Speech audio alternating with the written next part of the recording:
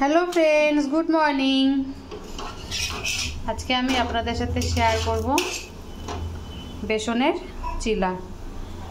আমি এখানে বেসন, লবণ, একটু হলুদ, পেঁয়াজ, লঙ্কা, একটু জিরের গুঁড়ো আর একটা ডিম একসাথে ফেটিয়ে নিয়েছি।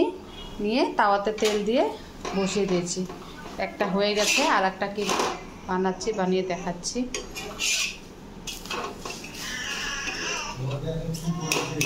বেসনের চিলা কিন্তু খুব ভালো লাগে খেতে। তেল দিয়ে দিলাম আবার।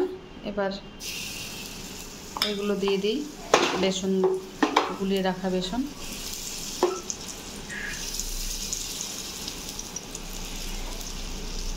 এবার একটু শেপ করে দিই, গোল শেপ হয়ে গেছে। এপিট উপিট ভালো করে ভেজে নামিয়ে ফেলতে হবে, ব্যাস। একটু সস দিয়ে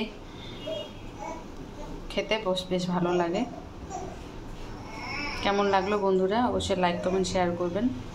বেসনের chilla healthy and tasty. Bye by.